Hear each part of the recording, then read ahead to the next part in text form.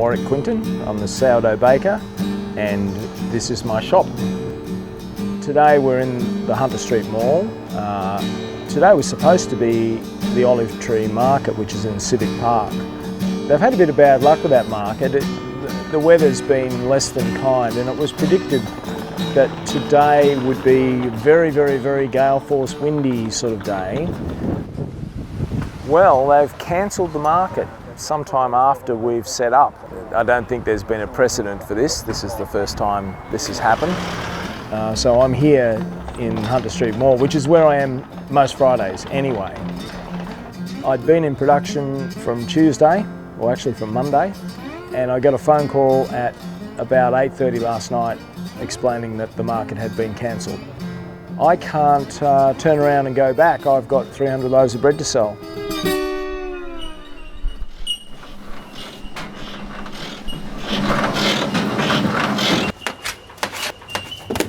When you're making a loaf of bread, it goes through, I think, maybe 4 or 5 kind of major transformations from start to finish.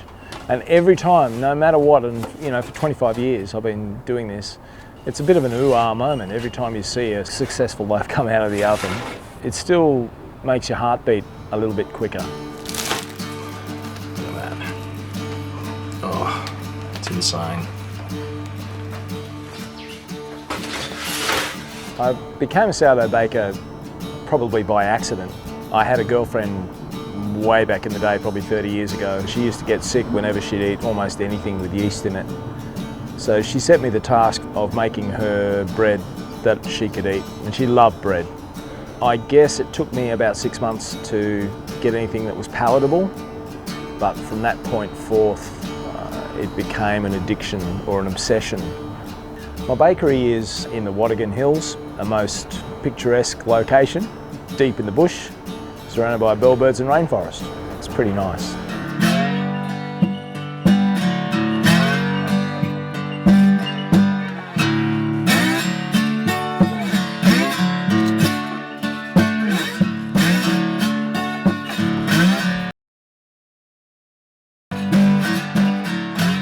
Like a lot of things, I fell into being a busker. My late teens, maybe early 20s. It seemed to me to be a good job because you didn't have to do much work and you got paid quite well. I reckon I was doing all right, relatively speaking. For most people, it's all about making a living and feeding the family and the kids and paying the mortgage and doing all that sort of stuff. And to a certain extent it is for me as well, but it's something deeper. It's that connection with your customers, it's a connection with their lives, it's the connection they have to your bread and the connection they have to your story. It moves from being a commodity or a consumable to something that's primal in your life. Last night was what I would call a pretty good bake.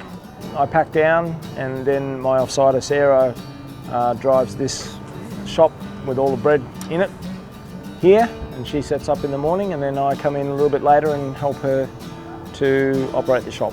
I'm not a baker at all. I'm studying drama. I went to primary school with Warwick's youngest daughter, so I've grown up around Warwick's bread, eating it when I was younger, and then when I needed a cafe job once I was in high school, I came to Woz and I've been working for him ever since. I feel as though I've got everything down to the absolute leanest and meanest that I can. It has come about from that process of reflecting on something over a couple of decades and going, don't like all these big electricity bills. I wonder if there's a way around that, and so on. So I feel as though this bakery has answered a great deal of those questions. And with a bit of luck, I'll be able to answer a few more before I'm finished.